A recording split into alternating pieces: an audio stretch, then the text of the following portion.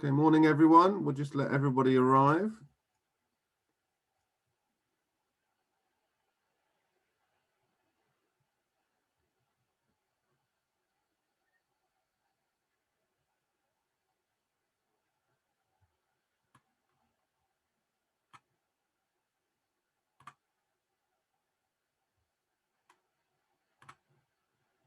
Liz Winnett, you got your, or have you?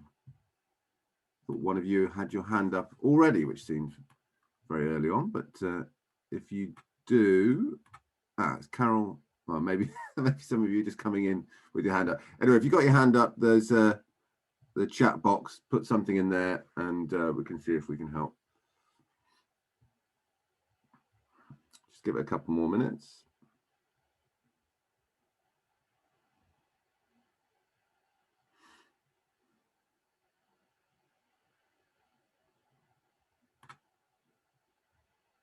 Great. Morning, Liz.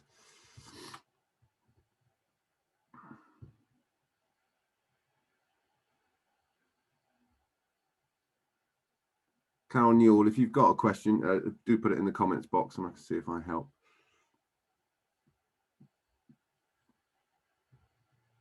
I think that's good.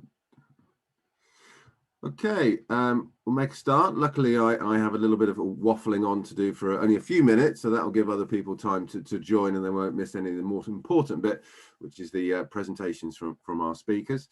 So my name's Alistair Mumford. I'm the project manager for the AgriRes project at Devon County Council. So this webinar is part of the AgriRes project, which is funded by Interreg Europe and aims to develop measures that encourage the production and use of renewable energy in the agricultural and rural sector. AgriRes we're going to be supporting the sector by solving its energy needs in a sustainable, economic, viable and socially responsible way.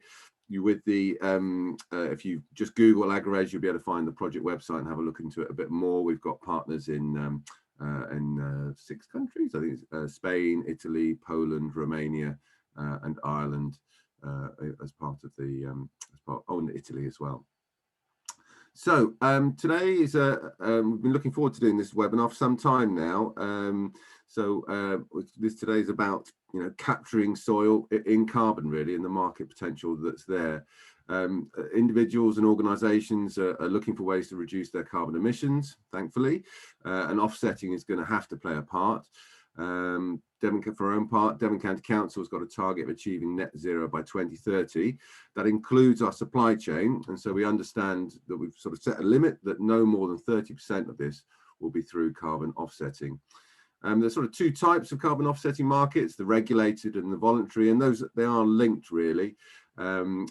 Research by Joshua Burke and Rebecca Burns of the Grantham Research Institute concluded that to reach net zero, a carbon price or tax for the private sector would need to start at around £40 per tonne of carbon by 2020 and reach £100 per tonne by 2050. And across all sectors, this would raise around 20 billion a year until the early 2030s. Now, today we're focusing, I suppose, a little bit more really on the voluntary carbon offsetting. But as I say, they are linked. At the end of last year, UCL published a report which stated that with increasing commitments from countries and businesses to go carbon neutral, the market for carbon offsets could be worth up to $25 billion a year by 2030, and that's compared to just $0.4 billion today. So I'm giving you these numbers, big numbers, monopoly numbers may be, but just to emphasize the size of the opportunity, the amount of potential there really, and the potential cost to emitters, and that's you and I. So one other bit I'd like to highlight from the report, from the second report by UCL, was a quote in there, sort of the carbon offsetting concept relies on the environmental integrity of the credits, specifically that money paid for the offsets is used to reduce emissions or capture carbon dioxide from the atmosphere. And again, that's a bit of a theme for today, I feel, it's that verification. So today we've got some great speakers. We've got Jess Davies from Lancaster University, who will just be giving us a bit of an introduction to carbon sequestration or sticking carbon in soil. Then we've got Lawrence Couldrick from West Country Rivers Trust on the challenges, principles and benefits of soil carbon capture. Then we got Marcus Link from New Foundation Farms about the role of regenerative farming and the commercialization of soil carbon capture. Then Becky Wilson from the Farms Carbon Toolkit, and she'll be talking about the tools for calculating capturing soil carbon in soil. And then Becky Mitchell from Exeter University about the ways to detect carbon and monitoring of it, which obviously is going to be really important. As we will do Q&A definitely at the end, and you can use the Q&A function at the bottom of your Zoom window. It'd be great if you can put questions in the Q&A one, and you're more than welcome to chat with other speakers and panelists using the chat function. But if you can try and keep those two separate, because then it helps a little bit try and manage the day along. We are recording this, and I will be tweeting and using LinkedIn as well. But we might, if we get time, just do a quick questions at the end of each speaker, but generally we'll leave that to the end. So we just were talking to the speakers just before this, and we just had a few questions. It'd be really great to get some response from some information from you, the attendees. So I'll start with the first one, which is, it'd be great to know sort of where are you from? So are you a landowner or a tenant farmer, or working in the farming sector? A researcher, policymaker, from the industry, advisor, NGO, or other. Unfortunately for the other, you can't actually say what it is, but anyway, that'd be great if you could fill that in now. Grand, I'll just give you 3 more seconds. 2, 3, 4, a couple more. Great, a few more of you. Brilliant. Okay, I think we'll end it there. Okay, well, that's really interesting to see. Sorry, can't share results. There we go. So Dan, if you use the chat function, I'll be able to see if you've got a question there. I can see you raised your hand. So that's great. We've got some landowner and tenant farmers. So it'll be really interesting to see some of your quick questions later on. I'll stop sharing those results and we'll go to the next one. Bear with me a second.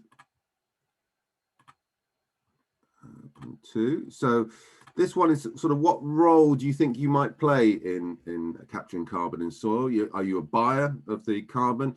Are you a seller of the carbon? Or could you be a broker in the middle there, or researcher, technical support, although or also whether you're a regulator as well? So I'll give you a few seconds to complete that.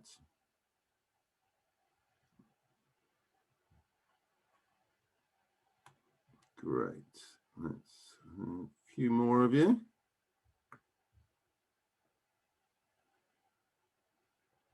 Great, we'll stop there and I'll share that. Okay, so got quite a few sellers, that's good, and some researchers there as well. That's brilliant to see. Thanks so much for that. And then the last one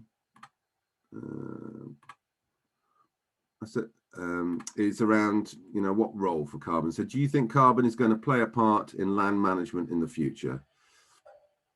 And that's just a yes or no, so no sitting on the fence.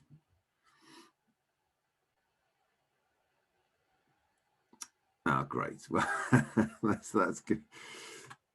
So I'll share that one. There's a positive one for everybody, 100% there. So we're definitely doing something important today. Grand. So I will get rid of that. So if I can ask Jess to put your camera on. Make sure that's all working. Great. So I will switch myself off. So thanks very much, Jess. So Jess, Professor in Sustainability at Lancaster University, doing a bit of an introduction. And thanks so much for doing that. So over to you, Jess. Thank you, Alistair. Thanks for having me along today. And wonderful to see that 100% on that last question. Made me smile for a Monday morning. So thanks very much for having me. As Alistair said, I'm a Professor of Soil Sustainability at Lancaster University, and a major focus of my research is on soil sustainability. And this is a great focus, I think, because soils are at the centre of many sustainability challenges, from climate, food, water and biodiversity loss. And in my research, I work to understand how soils underpin these critical challenges, how they deliver food, water and carbon services in the landscape. Our group uses new sensing techniques and models to predict how soils may respond to future climate change or our use of land. I'm also interested in what we do with this science, what we do with this information. How can we make better decisions? Who needs to be engaged to enable soil sustainability and its benefits? And this led me a couple of years ago to write a Nature article on the business case for soils. That was a call to action for businesses to get involved in improving soils and invested in soil sustainability. And that led to us writing a collaborative report with many international businesses and NGOs on the business case for investing in soil health. So I'm pleased to be joining the group here today that brings together local authorities, landowners, practitioners, trusts, with soil business model innovators and researchers, as it really takes these sorts of partnerships to put soil sustainability into action. So I'm really looking forward to what the other speakers have to share here today. And I'm going to just briefly set the scene and talk about the big picture for soils and consider where capturing soil carbon could take us. So soils provide us with a wide range of benefits beyond just supporting plant growth and agriculture. I know others are going to go into more detail here, so I'm not going to elaborate too much. Soil carbon obviously has a key role to play in the soil's ability to help us with climate mitigation. Soils are the largest store of organic carbon in the Earth system. They contain more organic carbon than the atmosphere and plants combined. However, soil carbon, it also plays a really key role in these other services as well. It helps with nutrient cycling and supporting crop productivity and in turn livelihoods. It helps with storing water, aiding water flow regulation. Carbon isn't everything when it comes to soil functioning and health, but it's a solid indicator that plays a key role. Yeah, we haven't been particularly good at taking care of our soils or our soil carbon globally. A third of soils globally are classed as moderately or highly degraded. And you might have heard this soundbite that there may be as little as 60 to 100 harvests left in the soil. Please don't quote that because it's a misquote by the media without a scientific basis. And this really led to our research group trying to provide a first scientific basis for how many harvests left there may be. And we found in a global data analysis that 16% of the soils in our study that were under conventional agriculture would be lost within 100 years. Now that's not as catchy as 100 harvests left, but it's science-based and it's serious for a resource that we can ill afford to lose. Focusing more on carbon, global analyses suggest that humans have caused the loss of around 4% of total soil organic carbon, making soil carbon responsible for around 10 to 20% of total cumulative carbon emissions. So a decent chunk of climate change. There are hotspots for this soil loss too. The UK is one of them, as you can see in that map. A recent modelling analysis from our research team at Lancaster has estimated that arable soils across the UK have lost between 25 to 60% of their topsoil since the Industrial Revolution. So capturing carbon is the topic for today. Reversing this trend of carbon loss in soils is really important. How much could we do in the UK? So this is another analysis my group has been undertaking, and we've estimated by taking achievable changes in land use practice and land use change across the UK, we could increase our soil organic carbon stores to the extent to which they would make up 7% of our total national action towards net zero. I think that's a fair amount. But soils aren't a silver bullet for climate change. We know that. We need deep and fast decarbonisation across all sectors. But what's also important here is we remember that soil carbon is not only about climate. There are other benefits here too, lots of win-wins when it comes to water quality, flood and drought risks, fertility and biodiversity. So in order to make a really compelling case for soil carbon, we need to quantify the value of all those other benefits as well. I think that's a real frontier for science and practice, but it's my opinion that the urgency of the challenge of climate change and environmental degradation means that we need to act at pace with science and land managers working in partnership, implementing and measuring together. And so I'm really looking forward to hearing about the work that's being done by others here this morning and exploring how we can work together to capture carbon in our soils at pace. Thank you very much.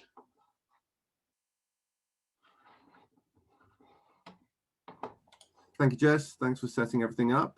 Grant, so we'll move straight over to Lawrence, please. Jess, you're able to stay for questions and answers at the end, aren't you? Yeah. So let me just, if I'll switch off my camera, and Lawrence, if you put on yours.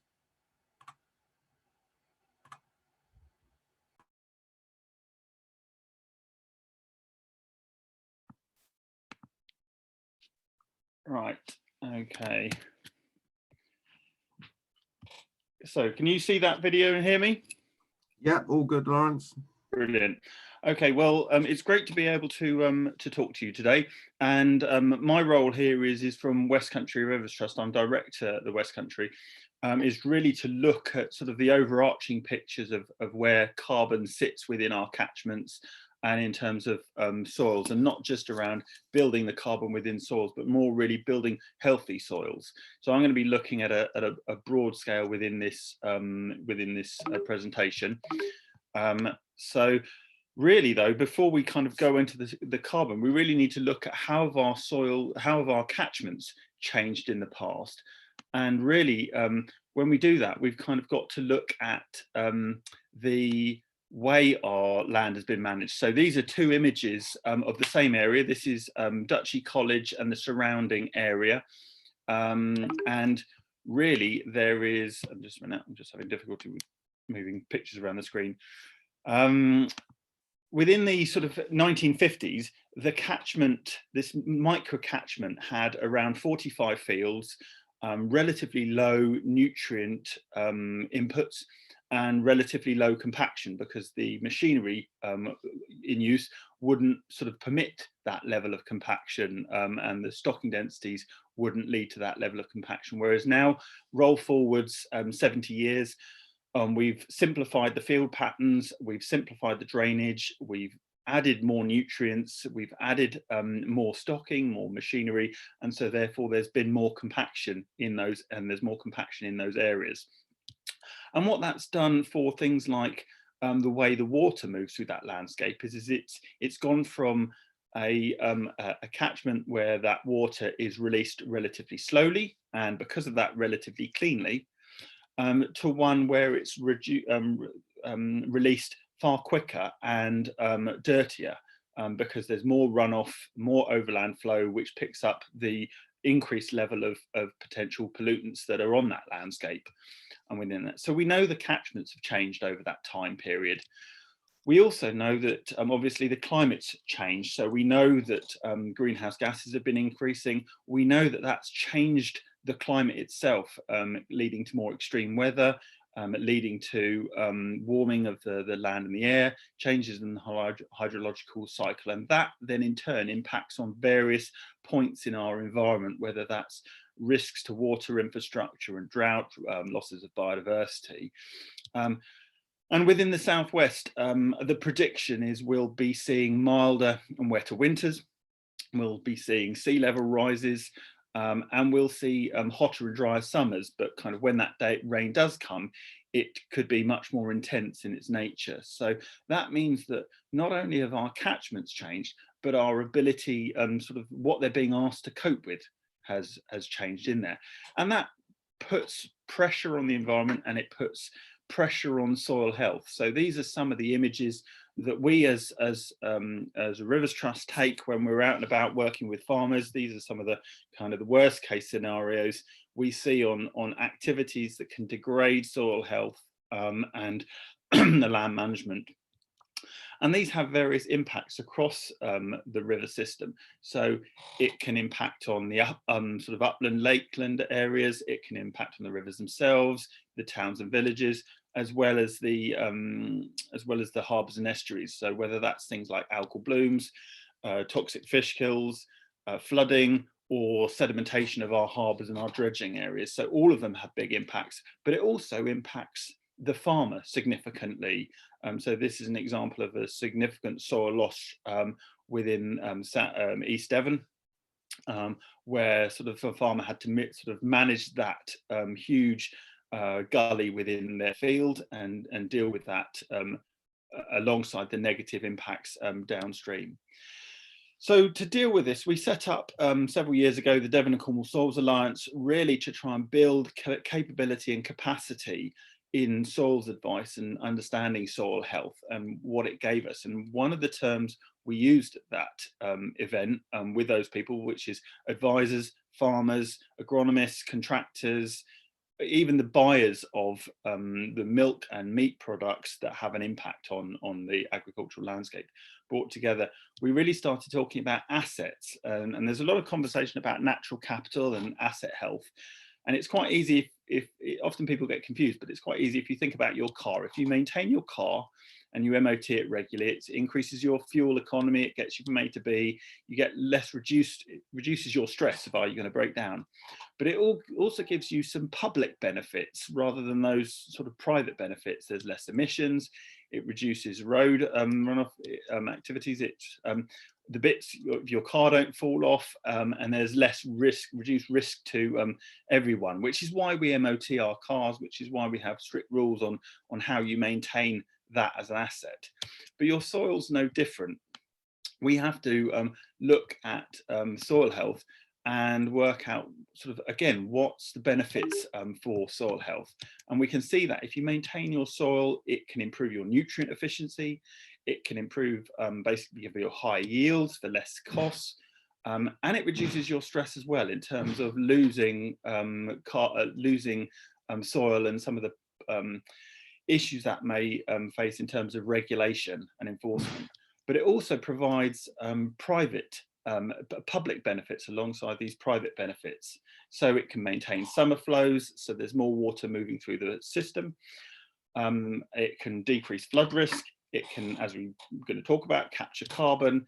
It reduces pollution and provides habitat. So these public benefits are really of interest to society and are key things we need to understand. But in order to understand your soil health, you really need to understand the soil type itself, and not all soils are the same. So it's vital you understand where you are and what soils you farm. So, within the West Country, really those broke down into we can break them down into the the hydrological type of soils. So we have our freely draining soils in the east of the region, which can accept very large quantities of rain, very light sandy soils within there. We can contrast that to the more clayed, glade soils in some of our colm areas and upper catchment areas, which have far less infiltration potential. So the rainfall naturally can't penetrate as deep within these soils. And then we've got the moorland soils that again have a relatively low rainfall acceptance potential. So the variation and the differences between those soils is marked. And we do need to be able to understand that. And to give you an example of that, even within a moorland soil, they can be incredibly compacted. And so this is an example of overland flow, which you may think, okay, it's wet, it's been raining heavily, and so therefore the ground is already saturated. But actually, the level of compaction means that 2 inches down, you've got dry soil within there that isn't saturated, isn't anywhere near as saturated, and so that soil shouldn't be as compacted. It shouldn't be running off quite as severely as we find it. So that takes us on to, we know soil health is a very broad, covers a lot of different areas. So we need to have that, we need to be able to look at compaction, look at a variety of different measures within soil health. But soil carbon is an important part of that jigsaw puzzle. And one of the reasons soil carbon is so interesting and so important to us is the impact it has on things like fungal hyphae, and the material that produces in terms of gluing our soils together. So here's an interesting slide that was put together by Rothamsted, looking at grassland versus arable soil and a depleted soil organic carbon versus kind of a high soil organic carbon. So the microscope image on the left-hand side from the grassland shows the fungal hyphae and the protein that they emit that's gluing those soil particles together, compared to the right hand side, which doesn't have that. Now what happens is, this is a slake test, so this is a simple test that if you drop a dried piece of soil aggregate into water, what happens to it? So without the glue holding it together, it instantly starts falling apart. Now that has really important implications to how soil reacts when it rains. So if you have a fine seedbed and it rains, you can easily get surface level compaction, surface level capping, which again can cause significant runoff and lead to sort of big problems within the area. So we know that carbon is a really important thing for us to assess alongside wider indicators of soil health. So we've been working over the last 5 to 10 years looking at how do we benchmark soil organic carbon. We know, I won't go into too much detail because Becky from Dutch Ecology and the Farm Carbon Toolkit will be talking more on this, and we use the same methodology. But we've been taking soil samples, sampling them in the lab to assess that soil carbon at depth. And really it does show us some useful benchmarks of how different soils are reacting and how much their carbon has been degraded over the years. So we do a lot of work based on that information. We can do farm advisor training, farmer guidance on all sorts of things. So this is a very broad suite of activities, from soil visits, DEFRA visits, looking at some of the drivers of poor soil health. So that may be things like actually farmyard infrastructure that just means there's more trafficking that goes on throughout the year. So a lot of this has now been summed up. So we've just recently, at the end of last year, published a lot of this evidence with the academic groups that we work with that highlights that. So I put the link up and these slides will be available. So feel free to look at that in more detail. But at the heart of this, the reason why we're interested in this is because we want to create and understand how can we create a farm soil carbon code. There's a woodland carbon code, there's a peatland carbon code, but why have we not yet got a farm soil carbon code? And I suppose that's the question we're asking today, is in developing a farm and soil carbon code, what are we going to need to do in order to get that moving? So as I say, the woodland carbon code, we know that they're selling carbon credits for 10 to 20 pounds a tonne. In America, they have already set up payment systems, $15 a tonne for carbon sequestered in the soils. And I suppose the reason why, in my opinion, why we haven't got there yet is because we need to develop this common measuring, reporting and verification tools for carbon in the UK to allow us to all have the same standards in both carbon, the carbon that's sequestered through land use change, so shifting from arable to pasture, let's say, or through land management change, i.e. minimum tillage or reduced tillage or cover cropping or those sorts of activities. It's a lot more complicated. It's going to need a lot more thinking around, but the benefits of having an agreed common framework are going to be significant. And we do need it in place. Otherwise, we're going to find ourselves in the wild west of carbon accounting and carbon measurement. So that really summarizes some of the things that really we've been looking at over the last 5 to 10 years on terms of carbon, and some of the issues we've been facing for the last 20 to 30 years as West Country Rivers Trust. So hopefully that's given a background for the rest of the talks today. So thank you very much. Great, thank you, Lawrence. That was a brilliant little setup there. So I've lost the function on my, if you want to get rid of your screen, there we go. Yeah, thanks so much for that. So I think we'll crack straight on because we're just on time, and say we will have Q&A at the end, so do ask questions and then we can list on. But thanks so much, Lawrence. Okay, so next one, then we will move on to Marcus. So you've got your screen up there, Marcus. That's all great. Let me make you a spotlight. Grant. I'll stop my video. And yeah, so Marcus Link, CEO for New Doubt Foundation Farms. Thank you very much, Marcus. Good morning, everybody. It's good to be here. I'm Marcus Link, CEO of New Foundation Farms. At New Foundation Farms, we do two things. First thing is we're building the UK's first large-scale regenerative agri-food enterprise. Our aim is to serve as an exemplar of what's possible in this space. That makes us what's called a disruptor. Secondly, we also support farmers and landowners with mechanisms to unlock finance and knowledge. I'm going to talk to you. Marcus, your presenter view's on the screen, so I don't. All right. Okay. So let me fiddle with that. Bear with me. Don't want them to miss out with seeing the pictures. There we go. That seems right. Yeah. Oh. We sorted that now.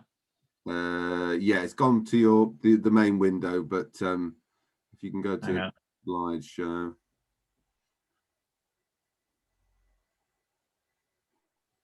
How's that?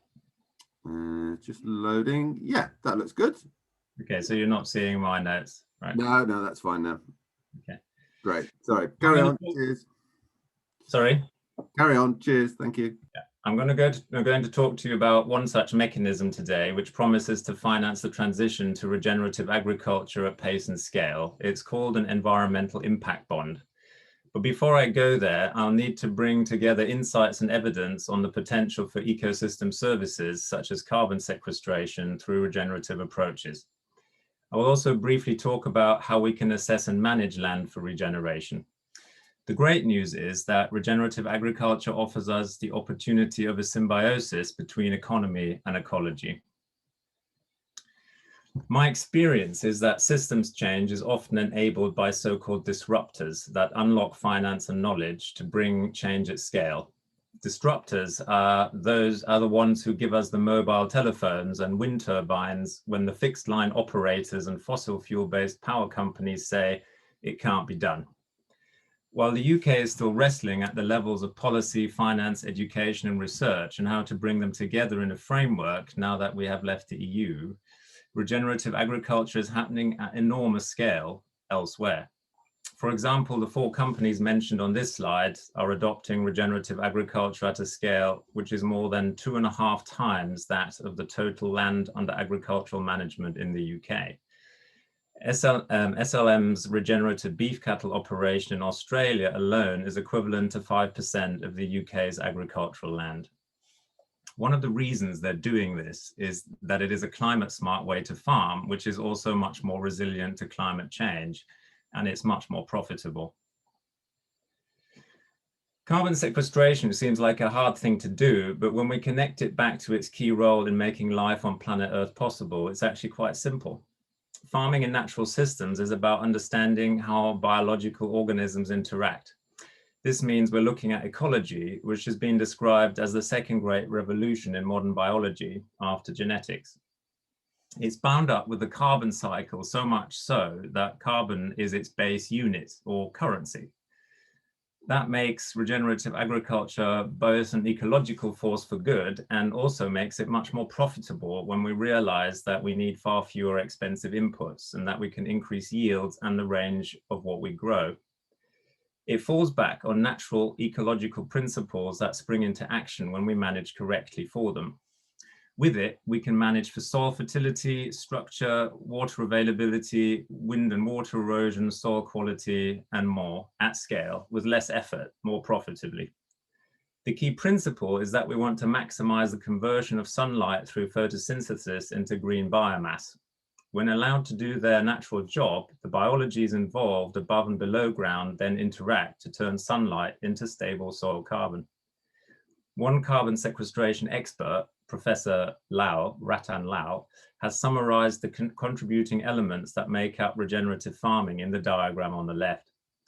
Regenerative agriculture, according to him, reconciles the need for producing adequate and nutritious food with the necessity of restoring the environment, which makes farming in this way a solution to the climate emergency we face. Professor Lal also observes that regenerative agriculture is always local, for example, in that its ecological factors are always unique to it. This is one of the reasons why quantifying the potential for carbon sequestration and how permanent it is not as straightforward as it is with other approaches to carbon sequestration. Studies vary widely, from Darwin's calculation in his garden in Surrey to the average global potential for sequestration from different farming practices published in Nature in 2020. There's no doubt that regenerative practices increase carbon stored in the ground, but there are lots of questions about how to measure the amount that's being captured accurately. The danger is relying on phantom carbon, carbon that has not actually been stored. But remember what I said about disruptors. On 29th of January, only 3 days ago, it was announced that Microsoft struck a deal to buy $500,000 worth of carbon credits from Australian beef operation Wilmot Cattle Co. This is not the first farming-based carbon credit deal Microsoft has made. In this case, the credits come in the form of 40,000 plus tons of sequestered soil carbon, which the livestock operation has been able to achieve through regenerative grazing management. Taking a deeper look at a particular locality where it has been possible to study the effects of different farming practices on soil health, we get the following surprising results. The table shows soil health lab tests carried out by the US Department for Agriculture in 2018. It shows results for 4 different farms and their different approaches. The farms are adjacent to each other. Row 1 shows an organic arable operation. Row 2 shows a no-till arable operation using pesticides but no fertilizers. Row 3 shows a no-till mixed farm, that is, there's livestock and cropping and some arable going on. They're using fertilizers and pesticides. Row 4, highlighted in red, is a fully integrated regenerative farm. The 6 narrower columns from left to right display the test results for nitrogen, phosphorus, potassium, all measured as available pounds per acre, followed by water extractable organic carbon, organic matter, and the water infiltration rate. When you look at the data for the first 3 farms, you'll see that they are generally quite close together, especially when you then compare them to the results for the regenerative farm. We're no longer talking about a change by degrees, we're talking about a category change in terms of soil health. For example, at 995 parts per million and 6.9% respectively, WEOC and organic matter are more than a factor 4 higher than the closest second score. At over 76 centimeters per hour water infiltration rate, the regenerative operation scores a factor 42 higher than the closest second. Soil health improvements lead to cumulative effects. Carbon is at the center, but soil health is about a lot more than carbon sequestration. In this context, Professor Lal suggests that the health of soil, plants, animals, humans, and the environment is one and indivisible. The regenerative farm featured on the previous slide is owned by US-based regenerative rancher Gabe Brown, who likes to show off what he calls his cash flow statement displayed on this slide. It doesn't include any dollars and cents until you get to the area highlighted in green. Instead, it uses the currency of carbon, which according to Brown is the true base unit of value for farming. With the aid of sunlight, water, and soil biology, plants capture carbon and turn it into his family's livelihood. There are 2 generations of the Browns, 5 people in total, working a 5,000-acre farm, and together with the occasional intern, they combine more than 17 operational stacks on the same land, which, as you can see, gives them both a high level of biodiversity and a range of integrated business activities. The Browns breed their own stock according to what works best for their land and sell their produce through their own retail operation. So how do you do this?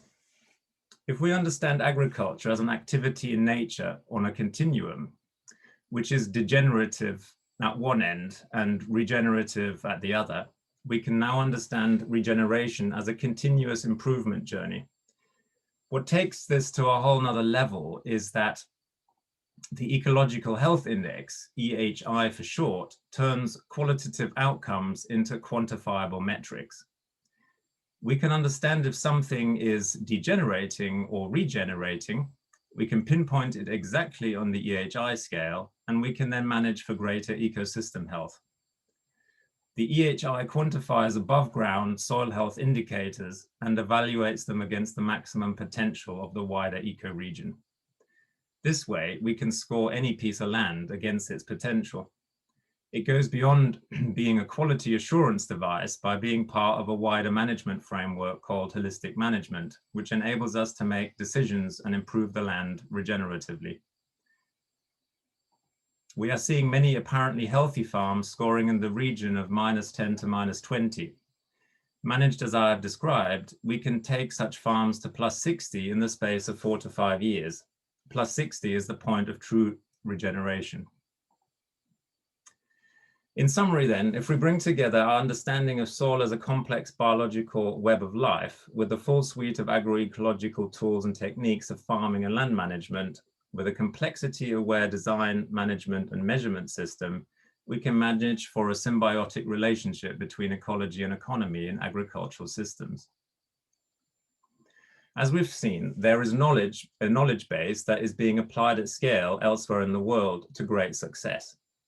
While we here in the UK are catching up, progress is slow and there's no time to lose, so what to do? Professor Lau suggests that we can make agriculture a solution by paying farmers for ecosystem services such as carbon sequestration. This is also President Biden's approach, who has pledged to support regenerative farming and is looking into creating a carbon market to deliver against this pledge. This gives us a pathway. If we can bridge the gap between knowledge, risk, and finance for farmers, we can safely achieve the transition and deliver natural capital improvements such as carbon sequestration at scale. If only we could reverse the flow of funds. What we need is upfront payment to access the knowledge and de-risk the journey to delivering ecosystem services. Environmental impact bonds do exactly that. An impact bond is a partnership approach aimed at delivering outcomes like carbon sequestration, which are paid for on success. It manages the finances and contracts in partners to deliver against the agreed outcomes. In this way, an impact bond allows us to manage situations where we have potentially high impact, but also high risks, whether they're perceived or real risks. The first ever environmental impact bond was created in 2012 by Quantified Ventures and focused on the DC area, raising significant amounts from private investors to address a situation where the sewers were polluted by large amounts of stormwater. The options were grey infrastructure, enormous underground concrete tunnels which are tried and tested but astronomically expensive. Or 2, green infrastructure, delivering nature-based solutions for rainwater absorption, costing much less, but in 2012 they were untested at scale and so presented a much higher level of risk. Quantified Ventures has since gone on to deliver other environmental impact bonds, including a first regenerative agriculture-based project in which farmers are paid for sequestering carbon. So, what we want to achieve is that farmers and landowners can transition their land towards its ecosystem potential while farming profitably. This requires finance, training, and ongoing consultancy to build the knowledge. As a consequence, though, they will be delivering public goods, such as stable carbon sequestration and others, as I mentioned before. The problem we came up against was that beneficiaries will only pay for the outcome after the event, once it has been delivered. But they will pay for agreed outcomes confirmed by an agreed audit process, which could be embedded in the EHI framework to ensure that the outcomes are truly ecological. We can now organize the flow of finance, training, consultancy, outcomes, and audit methodology in such a way that we create an organization which holds all the contracts so that they create marketable value. We'll call such a structure an environmental impact bond. This leaves one final problem. we need to get money into the bond. The solution is that with the bond, we have created something that is marketable because it delivers a financial return and environmental impact. This combination appeals to a wide range of investors, private and public. They put the money in up front to enable the mechanism to get going and are paid the agreed return when the beneficiaries have paid for the confirmed outcomes on the audit. An interesting aspect is that a local authority with an interest in any or all of the public services, such as carbon sequestration, for example, could either on its own or together with other interested parties be involved both as an investor and as a beneficiary.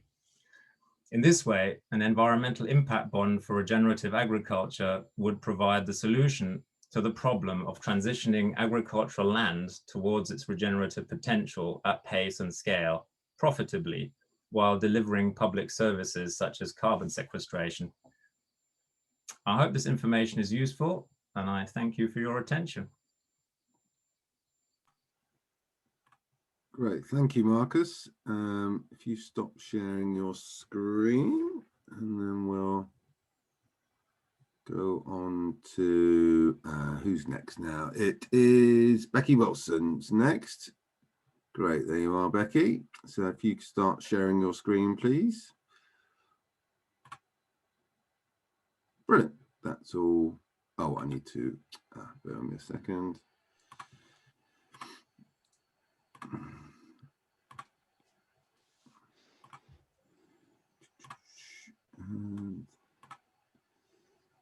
There we go. Perfect. Perfect. Can you see that?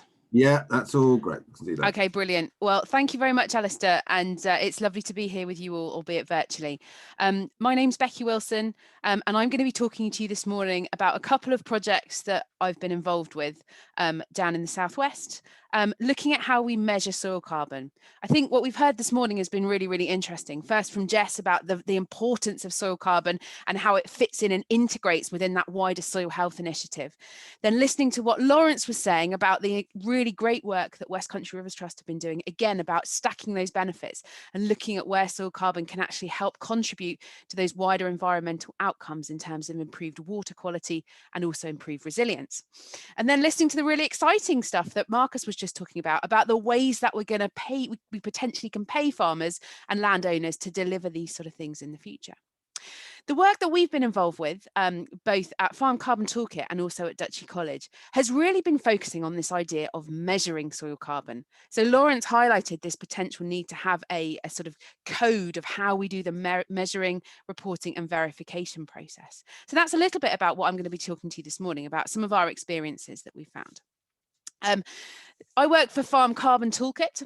We're a farmer-led organisation aimed at helping farmers and growers understand practically how to reduce greenhouse gas emissions, improve soil health and improve energy resilience. And what I would just say is that although I'm going to be talking this morning about how we've been measuring and monitoring soil carbon, it's really, really important to remember that soil carbon is one part of a whole farm's carbon footprint and issues with greenhouse gas emissions.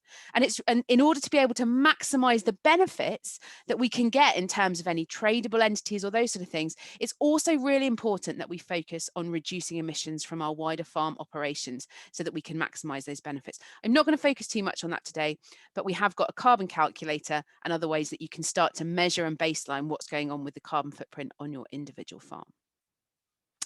But the work that I'm going to be talking to you about this morning is two projects. Firstly, the Soil Carbon Project, and then talking to you about an ELMS test and trial that we've been running with the AONB down in the Tamar Valley. But the Soil Carbon Project is a partnership project, which we've been very grateful to have funding from Agritech Cornwall from. And it's a partnership project between Duchy College, between Rothamsted Research at Northwick, the University of Plymouth, and then a range of businesses, of which Farm Carbon Toolkit is one, that's been really looking at how do we start to understand and measure soil carbon. And the project's really got three main aims. The first main aim, which is the one that I'm going to be talking to you about a lot this morning, is about how do we measure soil carbon? Is it soil organic matter? Is it soil organic carbon? What can we see when we actually go out and dig a hole? How deep do we have to take the sample at? What's the impact of that? How many samples do we have to take in a field? Which lab do we send them off to? What time of year do we take the samples? Everything to do with how we actually measure that soil carbon in the first place has really been the first aim of the project. The second aim of the project has then been to say, well, once we know what we can measure and how we measure it, what are those management practices that make the difference? Because quite often I have farmers that come up to me and say, you know, I've just planted a herbal ley. How much carbon is that holding me? Or I've just started rotational grazing. How much additional carbon is that holding me? Or I've started moving away from ploughing to sort of a more zero till or min till operation. What's that doing in terms of my soil carbon? And the really awful answer that I would always have to give them was, well, it depends.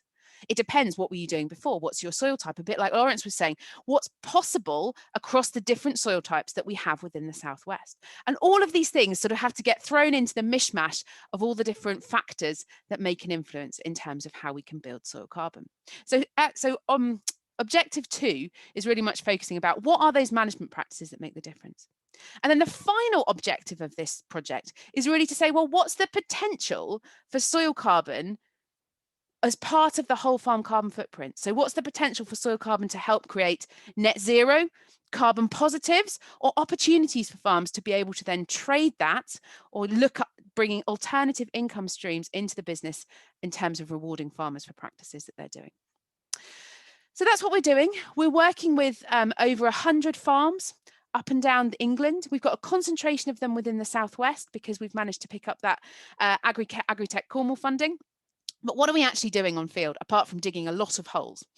Well, for sort of baseline sampling across each of those fields, we're looking at soil organic matter and soil organic carbon at 3 depths. So we're splitting out the depths across the soil, because one of the things that we've started to see is that actually, you know, different things are happening depending on how deep you dig your hole. So we're testing at 0 to 10 centimeters, 10 to 30 centimeters, and then 30 to 50 centimeters.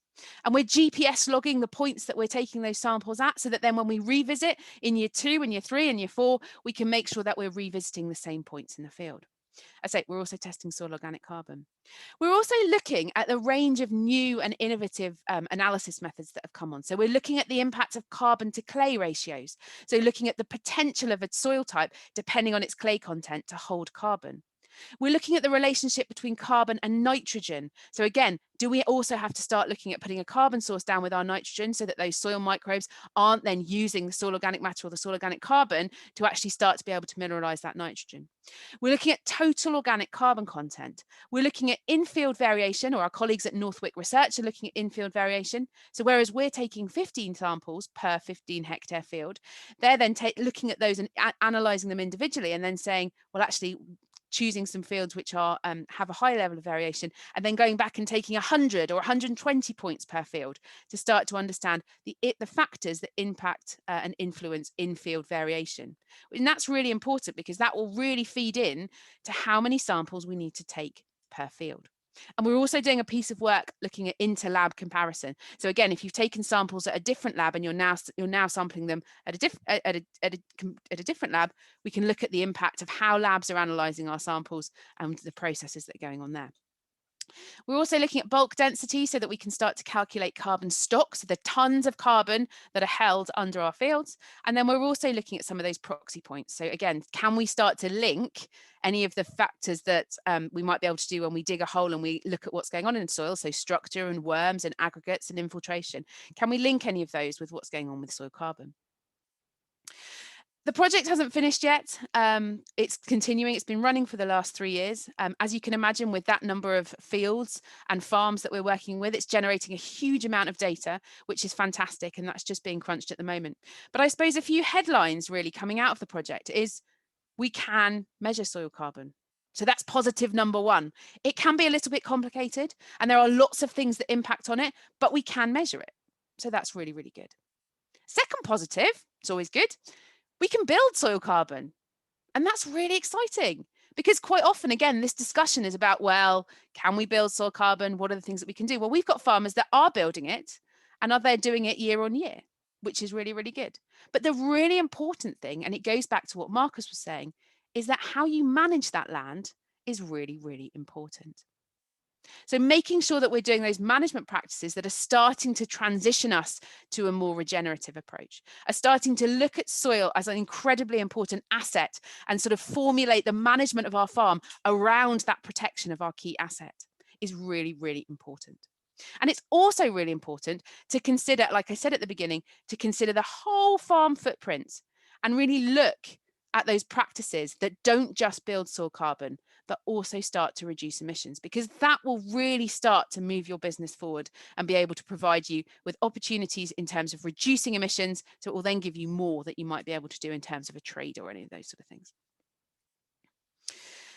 And I suppose some of the things that are coming out of this project. So for any farms that are interested in starting to take samples and understand what's going on with their soil carbon, one of the outputs of this project is that we're going to be producing a best practice manual for how to take soil samples to measure carbon.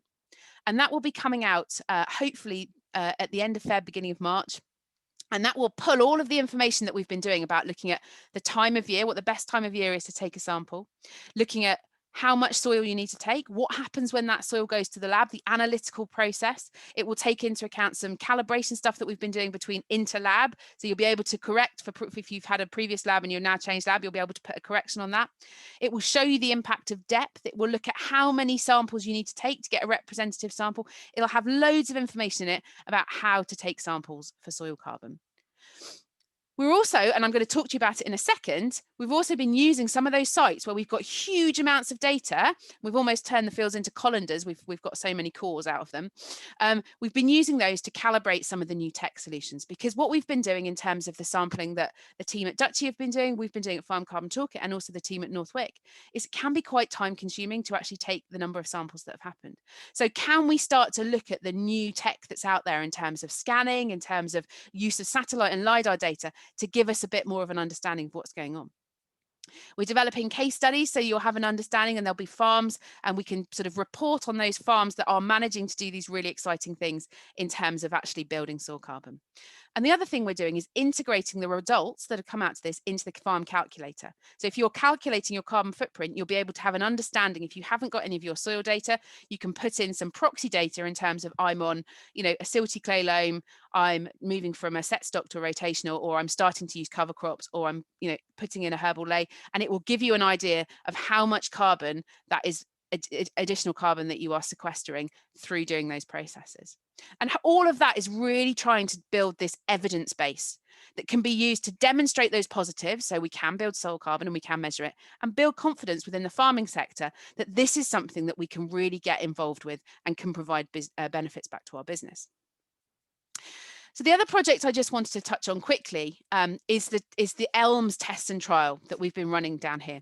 And the real aim of this was, again, to try and help DEFRA to understand, we've got the idea that actually soils are incredibly important. And part of that is to make sure that we can measure those and we can collect that information in a way which allows us to be able to report the benefits. So the aim was to really test and trial 3 different types of soil scanners, to see whether they give us enough good data to be able to give an understanding of what's going on in terms of soil carbon. And the idea really was that because we've got this really comprehensive data that's been coming through the Soil Carbon Project, it's a fantastic playground to then start to bring new tech, new ideas on to see whether we can actually get some good results and to do that calibration. So that was the first thing. We've got this really good understanding. Let's try and take these standards across these fields that we've been working with and understand whether they're doing what we need them to do. The second part is to really understand the practical issues about how we might be able to implement these new technologies, especially down here in the southwest. A lot of the precision farming equipment has been designed in the east of the country, where we've got big fields, we've got not huge amounts of hedges in the way that obscure GPS data, and we're much more connected. Down here, where we've got small field sizes, we've got multiple different rotations going on, we've got different crops growing. Do the scanners work practically, and are they telling us good information? So we did scanning across 15 farms. And we were testing 3 different types of scanning technology. So we were testing electroconductivity, electromagnetic, so EM scans, and also gamma ray spectroscopy, which are the 3 sort of available technologies out on the market. And each of those were then providing a report back to the farmer. It's also really important to sort of highlight at this point that each of those scanners still needs a calibration with some soil sampling. So just by going over and driving over the fields with this buggy, with a buggy or an ATV that's got this bit of scanning equipment on the back, it doesn't take away the need to do some soil sampling. There is still soil sampling that's required, because that data then feeds into the algorithm and the model that starts to create your zones on the farm or on the field. So that's still there, but the idea is that the soil sampling that's needed is less than we've been doing within the Soil Carbon project. So 3 different types of machine were trialled across 15 farms. They were originally due to be trialled in the spring, and then COVID and the conditions that we had meant that we've tried them in the autumn. And this is some results of some of the pictures or that you get back from the scanners. So you can see the one on the one on my farthest left, so the colourful one that's got sort of the red and blue and green pictures on it. That's showing you electroconductivity scanning. The one in the middle is showing you electromagnetic scanning, and the other one on the other side is that gamma ray spectroscopy. And those zones that it's picking up is showing you on the right hand side, that brown one is showing you the zones of organic matter. The one in the middle is showing you the conductivity scan on the top, and then also how that's related to soil type, and then how that's also related to organic matter on the bottom. And again, that one on the left hand side is showing you organic matter variation across the field. So you can then start to use these maps to say, well, actually, am I going to do, I can start to understand the range of what's going on the field. And these maps were also then really usefully combined with the data that was coming out of Northwick. So what have we found? Well, we found that you can't get away from having to take soil samples. There is still a need to have soil samples. We've also found there's still variation.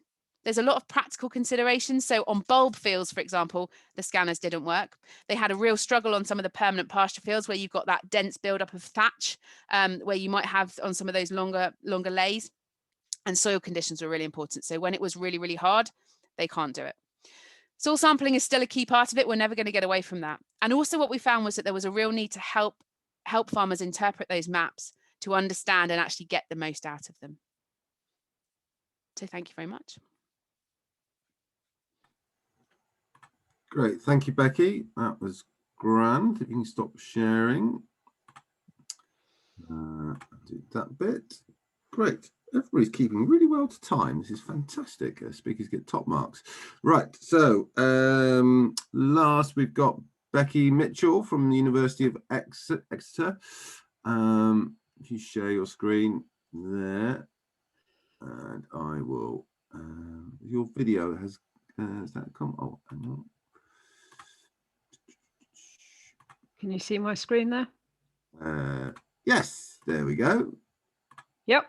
Grand. Off you go, Becky. Okay. Thank you very much. Hi, everybody. My name is Becky Mitchell. I'm a senior lecturer at the University of Exeter Business School. And I am primarily interested in business analytics, but with a particular focus on environmental analytics, where really the interest there is about how businesses, and to some extent policymakers, but my particular interest is in how businesses use environmental data and information to help inform their business decision making. At the university more broadly, we've got people that are working across all spectrums of this particular area, from how we actually use land to economists looking at things like payments for ecosystem services and the valuation of natural capital, to people looking at new business models for a circular economy, through how the financial sector can support positive tipping points for change, such as restoration of soils, and geographers exploring optimal ways of undertaking environmental and ecosystem monitoring, just to name a few. So this particular image here is a colleague of mine who is undertaking some ecosystem monitoring at a large ranch in Wyoming. And we have lots of examples of different approaches and techniques that people have been using to understand how ecosystems more generally can be monitored. I'm just going to quickly skim through a few of the kind of key motivations for undertaking this type of activity, and perhaps summarize with where we think some of these things might go in the future. So last year saw the launch of the Task Force on Scaling of Voluntary Carbon Markets. It's a private sector-led initiative that was initiated across the carbon credit supply chain. They've come together to address key questions about the current impediments to carbon markets. The final report for that particular task force was released really recently, and it had an increasingly commonly held view that whilst there can be no doubt that there needs to be significant reduction in emissions, there'll also be hard to abate residual emissions that will need to be offset through carbon removal and sequestration. So they anticipate that by 2030, there'll be a requirement for a 23 gigaton net reduction in greenhouse gas emissions, which amounts to about 1.5 times the total emissions from oil consumption in 2019. So they expect that in order to meet this requirement, there'll be a need for at least 2 gigatons from sequestration and removal, which in turn requires a 15-fold increase in the use of voluntary offsetting.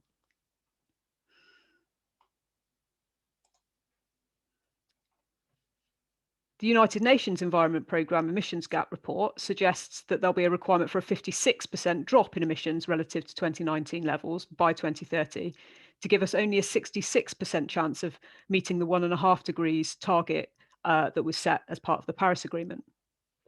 They also suggest that there's a huge difference between the longer term climate targets and the shorter term actions that are being implemented to achieve them. This is consistent with the Climate Action Tracker, from whom you can see a diagram on this slide here, whose warming projections show clearly the significant difference between existing commitments and associated targets and the Paris Agreement goals. The difference is pretty stark, with even this most optimistic set of targets suggesting that we would hit between 1.7 and 2.7 degrees centigrade increases relative to a pre-industrial average, where we're still targeting a 1.5 degree approach. The Race to Zero Breakthroughs is a UN initiative that was also very recently announced, and that is aligned with the Conference of Parties that takes place in November. It identifies what it calls specific tipping points for every sector, identifying what they believe the key actors must do and by when to deliver the systems change needed to achieve a resilient zero carbon world. By COP26, they aim to have 20% of the key actors in every single sector identified within their report committed to transforming that particular sector in a way that's consistent with climate action pathways. So this is a screenshot of a couple of key parts of that report. And what they have identified for each sector is a breakthrough ambition, a breakthrough outcome for which they haven't specified a particular time, but which they note would be a critical part of transforming that sector, and then a sector goal, which is generally by 2050. Food isn't identified as a sector as such within the report, although land use sector in effect seems to be predominantly focused on food and agriculture in this particular context. It in itself identifies some pretty challenging targets, 50 gigatons carbon dioxide equivalent being mitigated by food and agriculture by 2030 by changing agricultural practices and reducing inputs and waste. By the end of 2050, being in a position where the entire sector is carbon negative. That's no mean feat to achieve that. The other sectors referenced in the report that seem aligned with food are the fast-moving consumer goods sector and the retail sector, both of which note that the breakthrough outcome is to be defined in coming months, and the overall sector goal is net zero by 2050. It wouldn't be unreasonable to assume that those particular sectors will also need offsetting, and compared with many of the other sectors within the report, the NBS land use sector is one which is rare in its aspiration to be negative. That in turn means that there'll be a requirement for this sector to be supporting other sectors in meeting net zero as an overall goal. So achieving a carbon negative sector will almost certainly require financing and support from outside of this sector, and offsetting through carbon credits is one mechanism by which to achieve that. But it's not without its critics. The task force itself notes that there's a requirement to ensure that the supply of credits incorporates clear standards and governance in order that high integrity supply can be scaled up. And there are certainly those that think the task force haven't gone far enough in making their statements about this. The report highlights that there's potential value of co-benefits generated through nature-based sequestration. And this is something that is really significant for regenerative agriculture more generally. So increasingly, the term nature-based solutions is becoming commonplace. At the 2016 World Conservation Congress, members of the International Union for Conservation of Nature agreed that definition of nature-based solutions should be actions to protect, sustainably manage and restore natural or modified ecosystems that address societal challenges effectively and adaptively, simultaneously providing human well-being and biodiversity benefits. Whilst carbon sequestration is one of the very clear ones that is currently within the public mind, increasingly things like water availability and biodiversity will come to the fore also. We're also seeing that increasingly large corporates are seeking to integrate funding of nature-based solutions into their net zero action plans. And Marcus referred to Microsoft as an example of an entity looking at putting in place carbon credit approaches as part of their net zero campaigns. The increasing requirements for them to make climate-related disclosures as part of financial reporting and the upcoming potential to need to make nature-related financial disclosures too is only going to increase that kind of pressure on corporates to start participating more actively within this value chain. However, whilst there's quite a lot of noise about the possible solutions, both to climate change and more broadly, nature-based solutions remain an underutilized potential climate adaptation mechanism. Carbon markets aren't the only possible approach to this. So the Nature Conservancy estimates that annual societal and environmental costs of continuing with the status quo are up to about $85 billion annually through unintended effects on human health, property, energy, endangered species, loss of biodiversity, eutrophication, contamination, agricultural productivity, and resilience. And the range of impact is obviously much more significant than just carbon alone. This underscores the requirement for change, irrespective of the need to meet net zero aspirations. So the Food Systems Summit 2021, UN Food Systems Summit, will be coming up. And one of the action tracks within that is the desire to boost nature positive production.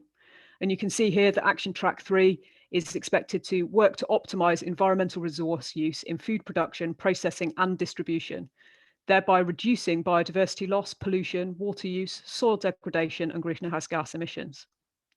In its pursuit of this goal, the action track will aim to deepen understanding of the constraints and opportunities facing smallholder farmers and small-scale enterprises along the food value chain. It will also strive to support food system governance that realigns incentives to reduce food losses and other environmental impacts. Now, that's obviously a kind of a superficial summary of what the action track would be seeking to undertake. And currently there is a public survey open asking for ideas and potential solutions that would enable scale up of nature positive production. There's also a public forum event on the 26th of February. And if you're interested more generally in this nature positive production or nature-based solutions with a regenerative agriculture focus, I'd encourage you to sign up and even to contribute to the public survey. So through both Food Systems Summit, the nature positive production, nature-based solutions and carbon markets more generally, there's a big question about how we can ensure high integrity. If this market is really to become effective, there's a requirement to be able to demonstrate that it's doing the right thing. Lawrence described the need for common measuring, reporting and verification protocol, which obviously represents a very high key component of high integrity. But there's also a wide range of questions that will need to be effectively addressed to enable and implement this. So how do we ensure a high integrity baseline, for example? How do we avoid having perverse incentives to further degrade land in order to reduce the baseline?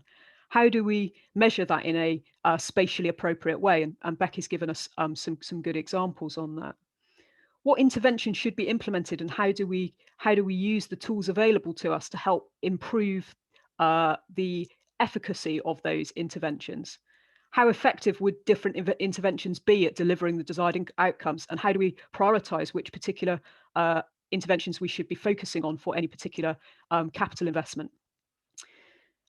How effective will they be is inherently reliant on us being in a place where we're able to measure those things appropriately. And what metrics should we be using to define success?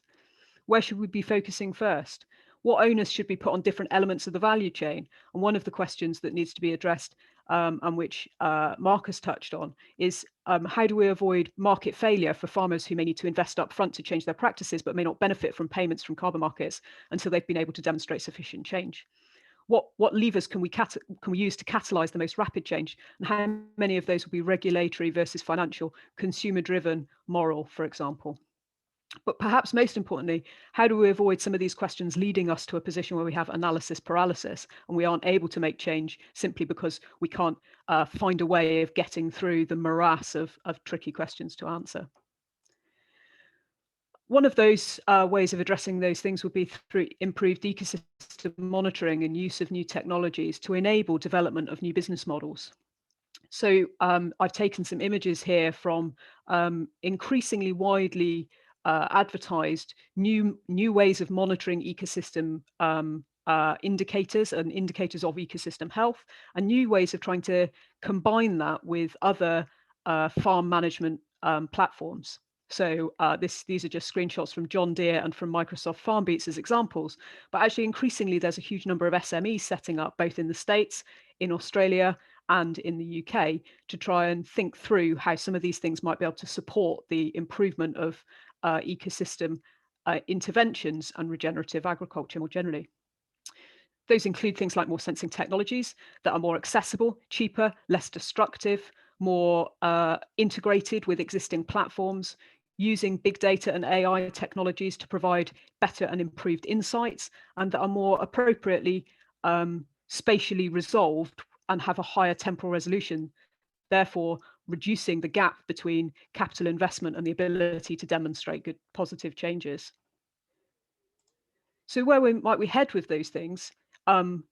If there's a significant requirement to improve the awareness of carbon sequestration potential, and things like the Task Force for Voluntary Carbon Markets are making good headway in that. But there's also a significant requirement to improve the awareness of those wider benefits, not just carbon, but also some of the other factors that people have mentioned throughout the talk today. Some of these things are going to require improved ecosystem monitoring, changes in the use of the Internet of Things, data-driven and digital technologies, and improved ability to integrate those two will support us with that. They'll also provide an improved capability to manage these ecosystem interventions effectively, which in turn will enable the development of new mechanism incentives for investment in MBS, including things like carbon markets, but also payments for other ecosystem services. They'll also then enable new business models to be developed for those implementing MBS. But this is not kind of exhaustive. What else might be needed, and how might the community be able to contribute more generally to supporting change within this ecosystem itself? I'm going to leave you with a slide that just shows that regenerative agriculture is definitely something that's becoming more well known. Now, it's a slightly misleading slide as the scales are different for these two terms, but I have tried to overcome that, not mislead you all, by putting up an image at the top. So this one is for Google searches worldwide for sustainable agriculture over the period last 5 years, and the red one is for regenerative agriculture. But what I found interesting was that sustainable agriculture, in terms of its standalone interest, has become something that has become relatively stable, whereas there's been a dramatic increase in recent years in interest in regenerative agriculture. This has notably been from places where there are large land masses, and Australia and New Zealand have been big driving forces in Google searches for regenerative agriculture and the interventions that could be undertaken. Similarly, we see a lot of interest in this area in the US and to some extent Canada. But you can also see the places in Europe starting to come online too.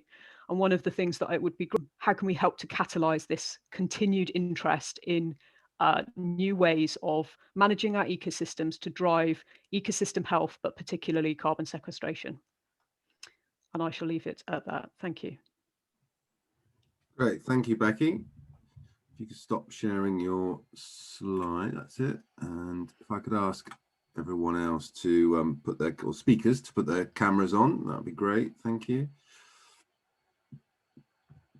Brilliant. And so this is your opportunity. If you do have any questions to put to the panelists, do put them in the Q&A section. I suppose I'd just like to kick off. Well, one, I thought I had some beautiful images in my brain, but the worm counts. I'm imagining worms, standing to attention in a long line and being counted off. I really hope that's how they do it. I know there's a lot of children. My children would definitely like to do worm counts as well, so do get them involved. But I wonder whether we could start maybe. This isn't generally my sort of areas around energy efficiency and renewables, but there definitely feels like there's a bit of a policy vacuum. I'm wondering, I get an impression maybe there's one here, maybe ELMS is sort of coming in, and maybe Jess, do you want to kick us off?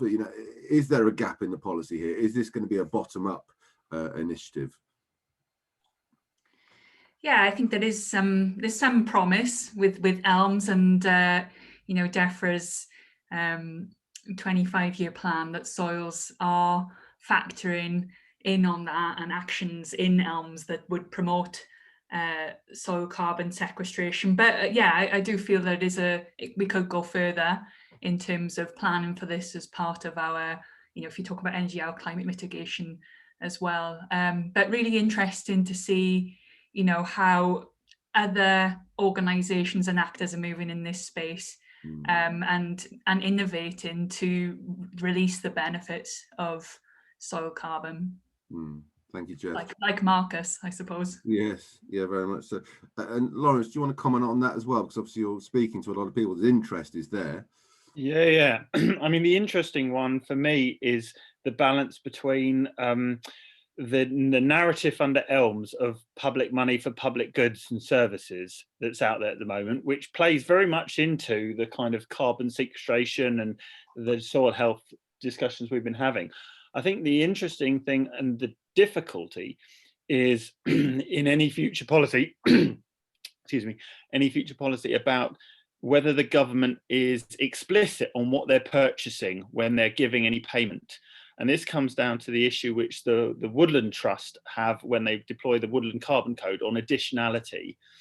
And it's around, so if you're getting money from the government, let's say to do some improvement of pasture or undersowing or any type of measure, have they effectively bought the carbon benefits, the water quality benefits, the flood risk benefits, or actually can the farmer still sell those benefits to others? And so I think we're going to see an increasing amount of potential payment transactions that can occur, but there needs to be real clarity over what the farmer's selling versus what others are buying within there. And so I think there is a vacuum at the moment where I don't see that really articulating, and I can see ELMS developing without having that real clarity over this is what you're purchasing and this is what we're not. You can still sell, as it were.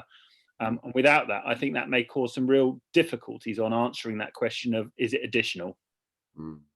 Thank you, Lawrence. Any other comments on the potential policy vacuum?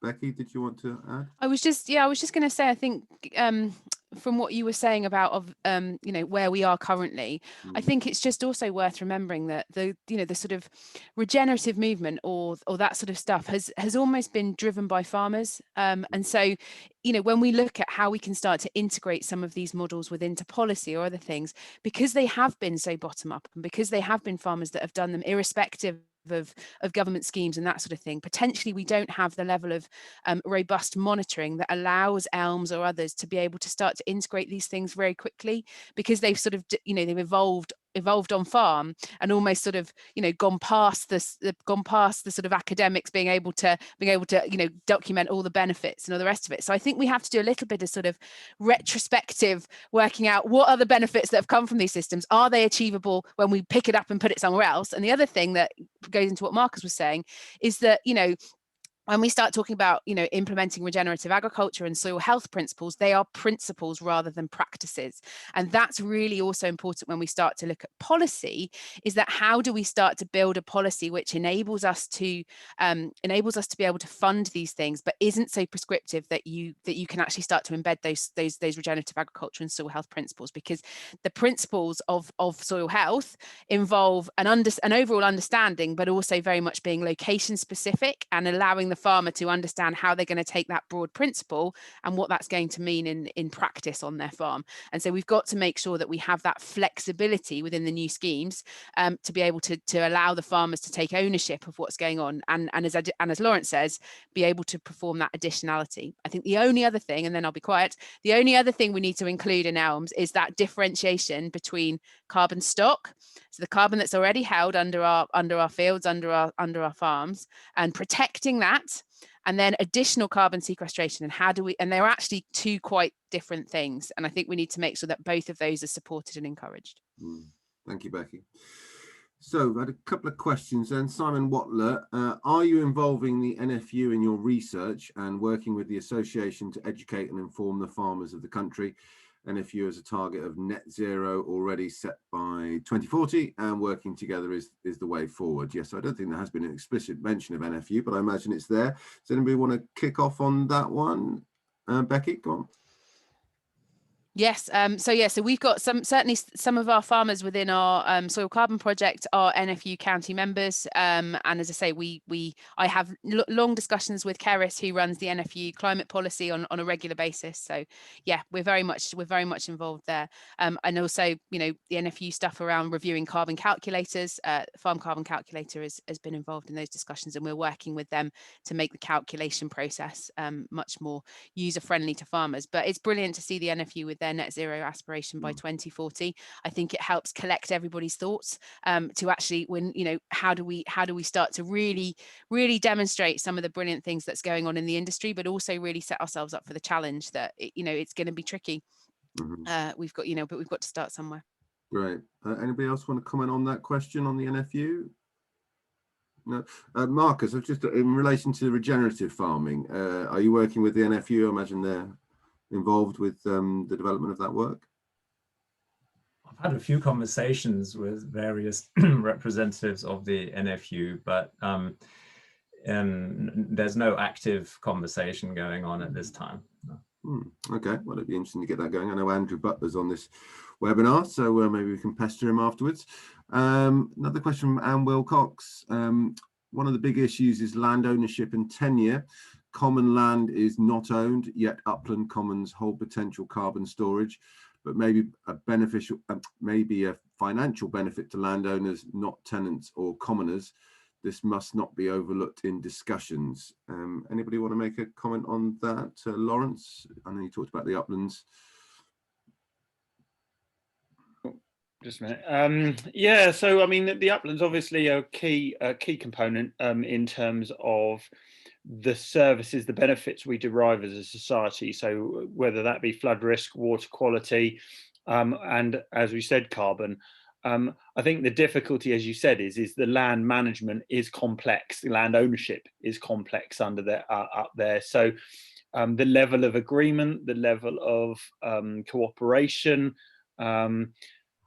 is just more challenging. So yes, I think it's something which we work on, and we work with a lot of the commoners groups to try and do that. But I wouldn't underestimate the complexity of trying to get to a shared decisions and shared activities in terms of doing that, especially with when you see the compaction on the video I showed was sort of the issue of stocking and how to manage that is front and center. Is the only way to really look at that, because of the fact that you can't do the same sort of management works you would do on the lowland environment, where you might go in with a slitter or aerators or those sorts of things. So yeah, highly complex, highly sort of difficult to manage, but the benefits are huge when we get it right. Anybody else want to comment on that? Yes, Jess? I think it's a really interesting question about the uplands, really, and it relates to one Becky Hughes asked as well. That I accidentally live answer clicked, so sorry, it's moved into the answered position. But I think the two questions are kind of linked. We've done some work on the uplands, and we found that it's interesting that upland soil organic carbon has increased over the past couple of hundred years because of a legacy of nitrogen pollution. So we've had a lot of nitrogen pollution caused by fossil fuel burning and use of fertilizers So that nitrogen has come from the atmosphere and into these natural ecosystems and has enriched our soil carbon stocks there. So we have a lot more carbon there than we would have done due to this bad pollution problem. And that has a trade-off with biodiversity as well. So, nitrogen enrichment causes biodiversity loss in the uplands as well. So there's interesting trade-offs here that means that I think we need to think carefully about the uplands. And of course, the effects of grazing as well that Lawrence mentioned. Okay, great. Anybody else want to comment on that area? Yeah, I was just going to say, I think what we probably need to do is almost sort of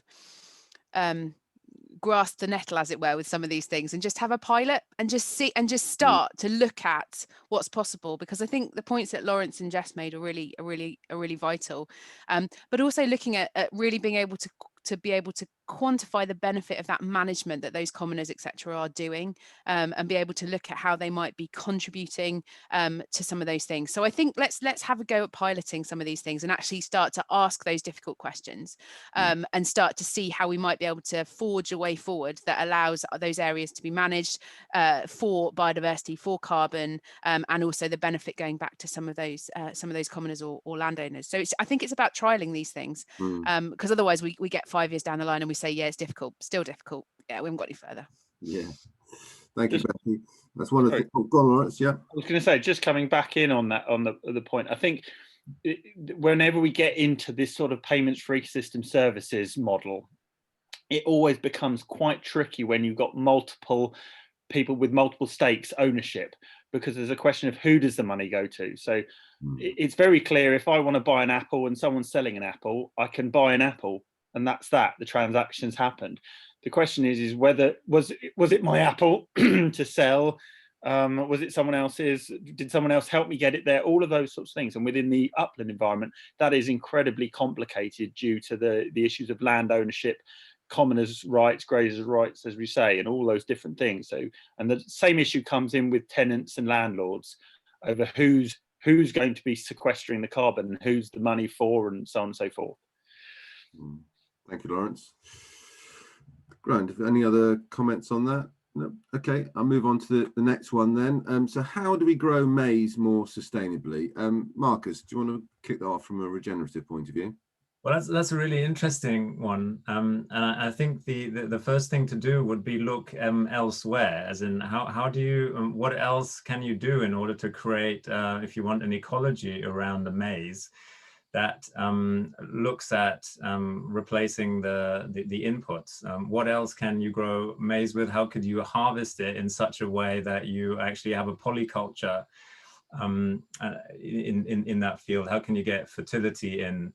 And you'll probably discover in the process, as you're doing that you can expand the crops you've got, and integrate them with others. And that's the regenerative principle, is to stop focusing on a particular crop and focusing on the ecosystem or soil health at that point. So how does the maize grow, and what else can I do with it? I mean, that's an attempt at the really the shortest way to answer it. Okay, thank you, Marcus. Lawrence? Yeah, I mean, maize is a kind of a particular sort of frustrating crop for us, because we see so many maize fields around this time of the year that have been haven't had any post-harvest mitigation, haven't had any pre-sowing kind of mitigation, and are losing soils dramatically over every event. Okay, and every year we see it. However, maize can be a great crop when it's grown in the right place, in the right conditions, with the right type. And the Maize Growers Association, they've created a tool that allows you to assess that. So you plug in the soil type, the location, the altitude, the variety in terms of ripening, and it gives you a risk score. The trouble is most people don't do that. And so they're growing sort of late ripening varieties on risky soil types in risky locations with a lot of rainfall that are inherently too risky. Now, if we have an incredibly dry autumn and incredibly dry conditions, sometimes you get away with that, but for the most part you don't. And so what was interesting is we don't really have enough enforcement of the new farming rules for water, or the farming rules for water, which would sort of make that illegal to lose soil. But what's interesting is we're now starting to see farmers moving away from maize growth in those risky areas, not because they're getting fined or caught out, because actually it's not giving them the yields they thought they'd get. They're just not getting it because of the fact that it's too wet to harvest, it's too risky, it's sort of too difficult. And so what's interesting is some of our more sort of risky areas where it has been grown and sort of grown a lot and increased over the last 10 years, we're now starting to see it slightly reduced down as people lose patience with it in there. So as I say, can be a great crop, and there's loads of things we can do sustainably in there in terms of post-harvest mitigation, undersowing, cover cropping, all of those sorts of things. But you've kind of, the difficulty is if you're inherently risky soils, inherently risky area, then it's going to be difficult no matter what you are to grow that sustainably. Thank you, Lawrence. Becky Mitchell, I'm going to come to you first with the next question then. So from Rob Walton from the Devon Hedge Group. Is any monitoring or research occurring in the West Country linking increased soil carbon to biodiversity? And if so, what biodiversity? For example, will increases in soil carbon improve the farmland bird index? So there's definitely huge amounts of research occurring in the West Country across all sorts of different research organisations. So some of those are kind of private sector led things, some of them are university led things, and some of them are NGOs or charities, for example. I guess one of the challenges of this is that there's so many research questions to be addressed and so many organisations that would like to engage with them, that it's always challenging on all sides to be able to identify what to prioritise and who people would like to engage with. So it's certainly something. Somebody asked the question about the NFU earlier on, for example, and I'm guessing it's almost entirely impractical for the NFU to be engaged in all of the projects that are underway, and vice versa. And the kind of the same applies, I guess, at a more local scale. There are definitely a huge number of biodiversity oriented projects, and some of those are led by people who are more specifically interested in biodiversity than they are in soil carbon, and some vice versa. With relation to your specific question about soil carbon improving the farmland bird index, there's actually some interesting examples in the States where people are starting to use birds as a key proxy for understanding whether there are healthy farms and soils. So rather than vice versa, they're working on the assumption that in fact the improvements in healthy soils lead to improvements in bird biodiversity, and that in turn enables them to monitor their soil health in a way that is not perhaps using kind of heavy tech or kind of more modern, traditionally used approaches. And they're also then using those as a mechanism by which to create business models that start to enable financing of regenerative agriculture without having to wait for carbon markets to be ready for this kind of thing. So there's all sorts of very interesting areas around that kind of interconnection between soil carbon, soil health, and other proxies and measures for soil carbon and soil health, of which bird biodiversity is one. Right. So. Thank you, Becky. Anybody else want to add to that? No. Okay. Thank you.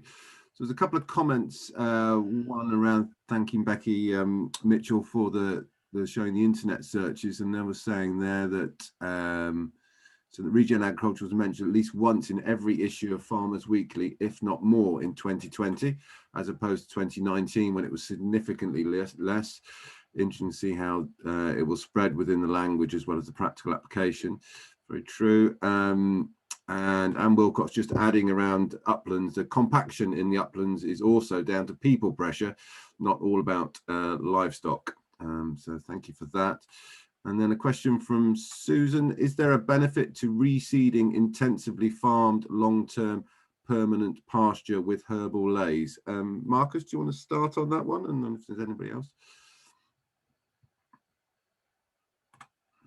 Well, generally, I find it very difficult to start off with a particular desire to focus on any particular crop or any particular practice, because for me, the starting point has to be what's the ecology, what's the soil situation, and what is this land suited to, and looking at what's the history of what's been done here a long time ago, and where might this particular ecosystem head if we let it go, so to speak. And so for me, the approach of trying to do a particular thing on a practice basis is, as in just that combination doesn't necessarily lead to the result we could achieve if we took a step back and had a look at the systemic effects. So that's one of the problems, is that we're so used to looking at practices, and we're looking for the magic wand that will sort a particular issue out. Generally, a comment that I'd like to make about livestock, although it has to be really clear, regenerative farming is not just about livestock integration. There are plenty of examples of regenerative agriculture elsewhere where there isn't actually livestock integrated. It's a question of how you can create a healthy ecosystem that's also a farming business. And one of the key factors in ecosystem regeneration is allowing the land to rest in order to do its natural, allowed to pursue its natural patterns. There are so many seeds in the soil, in British soils, that are not expressed simply because there's too much animal impact all year round, as opposed to a large amount of rest for that land. And that's part of the balance, is impact and rest. And whatever you do in terms of seeding won't have the effect if the land can't absorb the sunlight and work with the natural phenomena that are necessary. So if you're constantly grazing that land, then any herbal ley is not going to have the impact it can if the plants aren't allowed to do their work as well. I hope that longer rambling answer that you can find a few things in there that help think about it differently. Great. Okay. Maybe we'll move on to the next one from Nicola, which I was going to kind of ask myself and also broaden out to try and think about what the sort of actions are that we should all, well, we could be thinking about taking. You know, we've got a range of stakeholders involved, but Nicola specifically asked, as a farmer, beef/sheep, I'm struggling to know where to focus. Start with the calculator, find out more about my soil and take no practical steps yet, mob grazing. In practical terms, where would you suggest I start? Becky Wilson, shall we start with you? Yeah, no problem at all. So I think, yes, the calculator, if you're interested in what's going on in terms of your position or your proximity to net zero and all those sort of things, then the carbon calculator is a really good place to start, because it gives you that baseline. It gives you that understanding of what's currently going on, and then anything you might want to do in the future, you can evaluate it on a carbon position. So if you're interested in carbon, I would certainly start by using a carbon calculator. But the first thing I would do is actually just go out and dig some holes and actually just look at the condition of your soil before you start doing any analysis, depending on whether you've done any analysis in the past. Just go and have a dig around. But also, a bit like what Marcus is saying, look on top of the ground as well. So look at, areas where your crop or, your stock do particularly well. Dig a hole under the hedge to see what it might look like. But just get a bit more intimately connected with your soil. And then you can start to, build everything up from the soil. So certainly carbon calculation is a really good thing to do, because it gives you that holistic view of what's going on. But if you're interested in your soil, before you take any samples, go and have a dig around and see what's going on. And there are loads of resources from, some of the great resources that West Country Rivers Trust and Lawrence have done in terms of, understanding how to look at your soil. And we've got loads of resources as well. So there's lots of things to help you, but just have a look at what's going on currently, and then you can start to, to have an understanding of what you might then do in the future. Great, thank you, Becky. Any other people want to comment on next steps for people? No. Okay. I might have. Sorry, go on, Marcus. Alistair, I just heard a comment about mob grazing, and if there's time for that, I'd like to comment on that. Yeah, carry on, Marcus. Yeah, so I just like to differentiate mob grazing from planned grazing, because it's right that sometimes a large amount of animal impact in a particular area can bring a big difference. But I would say that that's again trying to bring a particular practice and in hope that it's going to have a magic result. In holistic planned grazing, the way it's articulated is that we need the right number of animals in the right place at the right time with the right behavior.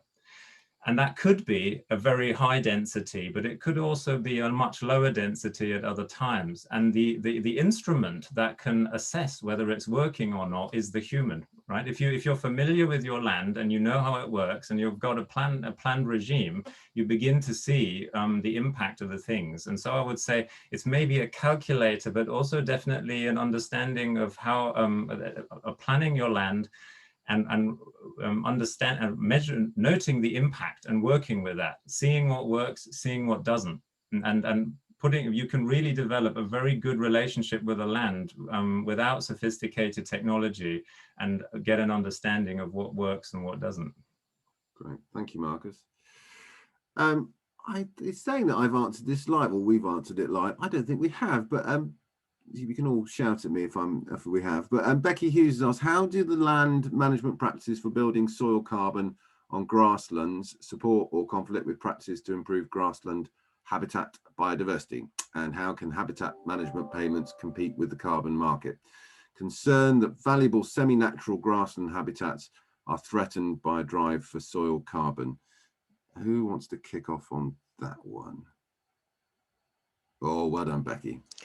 No, it's a great question, and I think it's really important. It sort of almost goes back to Lawrence's point earlier about being really clear with additionality, and being able to start to see where are those areas that we can stack benefits. So we can be building soil carbon, we can be supporting biodiversity, we can be supporting clean air, clean water, and all the rest of it, and that's great. I suppose we also need to look at developing an understanding of where there might be conflicts. So where there might be things that are actually, potentially helping soil carbon and might be having an adverse impact on biodiversity. And we have to start to look at those quite closely. I think what's probably needed as well is a bit more integrated research on this. So again, quite often research is looking at one bit in isolation. So it's looking at carbon, or it's looking at biodiversity, or it's looking at water quality, or it's looking at air quality. I think we probably need to start bringing all this together, because I think you make a really good point. And it sort of goes back to what I was saying earlier about being able to make sure that we can value the carbon that's already there rather than just looking at additional carbon sequestered. If we're taking a value of those semi-natural grassland habitats that probably have got quite a good level of carbon held underneath them, and we can pay to protect that carbon, then actually we will safeguard that habitat for that biodiversity. If we then want to look at increasing that carbon, or sort of intensifying management to increase carbon, we need to have a really clear understanding of any potential negative impacts on biodiversity or anything else, so that we can make a much more educated decision as to what we're then going to do. But I think we need to look at some of these things together, and start to sort of include the biodiversity monitoring along with the soil carbon monitoring, along with the sort of practical implications for the farmer, so we can start to really see these things together rather than just cherry picking bits in isolation. Okay, grand. Lawrence, and then Jess. Yeah, so I mean, it's a great question, and I think part of it revolves, the concern revolves around the issue of us measuring soil organic or soil carbon, and the KPI, let's say, about being carbon. Whenever you set an indicator, whenever you set a measure, unless you set the ethos behind it that says this is what it's summing up, this is kind of the breadth of what it's summing up, you risk focusing just purely on that measure. So the reason why I dwelled on soil health as opposed to soil carbon is because of the fact that a healthy soil supports a huge variety of other benefits, from the biodiversity elements to the water quality, the water retention, all of those sorts of things, as well as the benefit for the farmer. And so I think the drive, if we just distilled it down to a drive for carbon, you could see all sorts of perverse activities happening. And if we only had a code for woodlands, we would see a huge amount of farmed land being planted into woodlands, not because of the fact that we didn't want the food, but because the carbon was more valuable to us. And actually, we need to be able to sort of value what it is, sort of measure what we value as a society, rather than just valuing what we can measure. And I think that's where kind of you have to start at that, kind of keep that in your mindset, that the biodiversity is a critical element that we want to stay. So to sit there and go, right, I've found a field that's perfectly sort of has a huge high biodiversity value, but yet we're going to rip it all up and put it into woodland or into some other form because of the carbon side is nonsensical. However, kind of the question earlier on about I've got sort of permanent pasture, should I put it into herbal lays? Marcus's point of it depends on what the permanent pasture is like. We see lots and lots of permanent pasture that goes kind of hidden because of the fact that it's significantly compacted, but no one actually goes out there digging holes. So the comment Becky said about where to start, dig holes. People often think that the grass will be fine. It's the arable where there's the problems. Actually, we see huge problems on our permanent pasture land, which leads to huge runoff, which means that we're having far more energy in our rivers and our road networks, which erodes the banks, erodes the bank of the river, the bank of the road, and causes significant damage. So it's kind of, it is very specific to the location that you're looking at. But yeah. Thank you, Lawrence. Jess? Just to add in, really, yeah, and it's a really good question, and Becky Wilson's answer, I totally agree with, that we need more integrated research and analysis and tools, and you know that is coming forth. As I mentioned, we've had some research that looks at carbon enrichment in semi-natural habitats, how that's happened over the past 200 years and has led to biodiversity loss. So I think, you know, we also need to think about other nutrients like nitrogen and the effect they have on ecosystems as well. But the tools and science is coming through for that. I think it's good news. Perhaps I could also take Becky's next question, because I think it's a really good one as well, about financial regulators. I think it'd be a really exciting area to have some innovation that specifically addressed soil health here.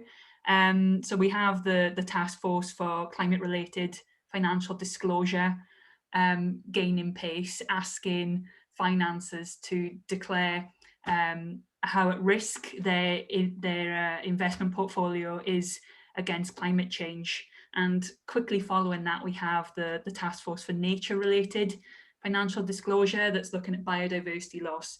You know, I think it'd be a fantastic thing if we were incorporating soil health risk into these sorts of approaches, because you know, there is a risk, it's just hasn't been very well defined in our financial and economic systems to date.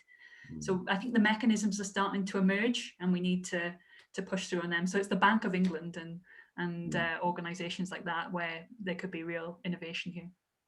Great, thank you, Jess. Right, we've only got a few more minutes left, and next question, does integrate with. So I was kind of thinking, you know, what are the next steps in terms of actions? So maybe we can go around everybody, and there's obviously a particular question here from Lynn Jenkins. This is a complex subject. How do you make it accessible to busy farmers in the southwest? So if we can touch on that, but also more broadly, you know, what are some good actions? We've got landowners here, we've got policy, or people involved with policy, and you've got me. I can shout at people at Devon County Council, though whether they listen to me, who knows. But shall we start with who gets the best to go first? Becky, let's start with you. Yeah, so actions, and also how do we make this accessible to busy farmers in the southwest? Sorry, two Beckys. Did you want me or the other one? Sorry. Yeah, it's great. I've got Becky Hughes as well. I'm going Becky mad. Becky Wilson, do you want to start? Cool. So yeah, I suppose three take homes for farmers, which again is where I spend a lot of my time doing my work. Firstly, yes, it is complicated, but just because it's complicated doesn't mean that we don't do something. Because again, it's still going to be complicated in another 5 years' time, but we're going to be 5 years nearer to some of the really scary targets that the other Becky was talking about in terms of, you know, achieving reductions in global temperature rise and all those sort of things. Let's not lose sight of the bigger picture as to why we're doing all this sort of things. We're doing this because we are trying to address climate change, which has, you know, big, scary potential impacts that are coming. So yes, you know, it's great to understand the detail, but we do need just do something. And that something that you could do might be do the carbon calculator. It's free, readily accessible, don't have to pay, don't want to do any of those sort of things. It's there. It'll just give you an understanding of where you are. Second, as I said earlier, go and dig a hole. Preferably dig lots of holes, but start by just digging one, and just have a look at what's going on. You know, we are in this position at the moment where, you know, we're still waiting to hear what's coming out through ELMS. You know, we don't know how that's all going to happen. So this is a really good opportunity just to look, see, and take stock of what's going on. You know, what's going on your farm before we're getting to the point where we're going to be incentivized or penalized to do things. So just gather that information. Also, just start, you know, there, as the other Becky is saying, there's so many good resources out there now about understanding about how, you know, regenerative systems work and all that sort of thing. Just if you're interested, just start to have a bit of a read You know, there are some really good books. There's loads of good information on Twitter and other social media from farmers who are doing this, you know, who can actually give you their stories. We've got loads of case studies and resources. So just have a look at what's out there. Great, thank you, Becky. Lawrence, do you want to go next? And I suppose particularly touching on something you raised earlier around the soil carbon code would be useful as well. How do we... Sure. So I think I'll keep mine to three points really. Is one reinforces Becky's, which is take an interest and dig a hole. So if you're a land manager, go out there, even if you're not, if you're in your own garden, is dig a hole. And if you're in land management, if you're a farmer, dig a hole in the main field and then dig a hole in the margins, because kind of whilst you might not, even if you don't know that much about soil and the different soil types, just that difference between how your farm is, how the soils are in the farmed area versus the kind of non-farmed area is really telling. It's really interesting to see that difference. And often you can see that with the amount of roots, the amount of material that's in there. Secondly, specifically on Lynn's point about how do we make this more accessible? The Devon and Cornwall Soils Alliance that I mentioned set up across Devon and Cornwall to build this capability and capacity of soils advice across the area. So we spend a lot of time trying to do that. We have sort of training courses, we have mentoring sections, we have trying to develop further resources. So if you're interested in that, more than welcome, email me directly, lawrence@wrt.org.uk. I'm quite happy to put you on the mailing list for that within that. And then finally, the next steps for us is really, we've got to get a farm soil carbon code. And it's got to be manageable by farmers, by advisors, to get a baseline, to understand what the incremental improvements are on the carbon and to be able to account for that. Even if we may be a little way off of the actual payment mechanisms, we've got to be able to start measuring it, accounting for it, and verifying it. And from that point, we're tripping over ourselves for businesses that are wanting to purchase carbon, but we've got to sort of do it in a formulaic way. And so I'm personally, as West Country Rivers Trust, we're spending time trying to get work out with DEFRA. Are they going to be supporting this? Are they going to take an active lead in doing this? There are dozens of people that I think can feed into it, but it's got to be pragmatic. It can't be the same as the woodland carbon code because of the nature of that. I won't go into the details, but that's the big thing that we'll be pushing for. Great, thank you, Lawrence. Jess, any actions going forward? Yeah, sure. So we've got 1 minute, unfortunately. 1 minute, okay. Understand the asset. So understand soils carbon is a good place to start. But we need to understand those wider benefits too. So quantify those wider benefits. And I think that means needing to work in partnership, public and private sector actors, practitioners and researchers to really try and get to the wider benefit. And the final sort of optimistic statement for me, it can seem complicated on one hand, but on the other hand, it's quite simple. You know, for soils, just take away less and give back more, manage cover, and you know, you build up your soil carbon bank account. Right, thank you, Jess. Becky, Mitchell? My internet dropped out, so I've no idea. I've no idea what everybody else said. Yeah, so leave it with Jess's summary. Seems very sensible to me. Right. Okay. No worries. And Marcus, yeah, just some actions for you. And I suppose, you know, EIB for the investment impact bond for Devon, that should be on our action list. Absolutely, totally support that, and I think before, but one way to really establish something like that is to go about it by using the aforementioned pilot project. I think we can do a lot here by looking at the sequestration or the carbon measurement technology, the farming practices, and also the financial instruments that might be appropriate here. I think there's a lot to explore, and in a short time we could do a lot. Great. All right. Thanks, Marcus. Well, I would like to finish on time. There are a couple of questions that have just come in. So if I could ask my panelists to maybe have a quick look at that, and you might be able to answer while I just do my thank yous at the end. So thanks so much to the panelists. It's been a fantastic session. So this is our fourth one. They've all been important, but there's some clear actions that are coming out of this one hopefully, that we can all take forward. And thanks so much for everybody that's attended. Particular thanks to my colleague Kate Granger, who crafts these lovely webinars, brings the speakers together and gets all the subjects and the contents, and then I just do the waffling on the actual day. But so thanks very much to Kate Granger. And to say this project, this webinar is part of the AgriRes project, which you'll get, the slides will come out afterwards. There'll be a link to that. There's a newsletter for the AgriRes project. So I think we've got another year of that. So if you've got any ideas about webinars that we should be, or topics for webinars, do get back to us on that. We were thinking about maybe doing one on ELMS next, but I get the feeling that ELMS might not be very clear to talk about at the moment, so it might have to wait a bit longer on that one. But yes, and all of the recordings from the other ones are available through the AgriRes project website as well. So again, thanks so much to everybody. Thank you for attending, and thank you for the questions. It's been a great little debate, and hopefully there'll be more to be done. Cheers. Thanks so much. Bye, everybody.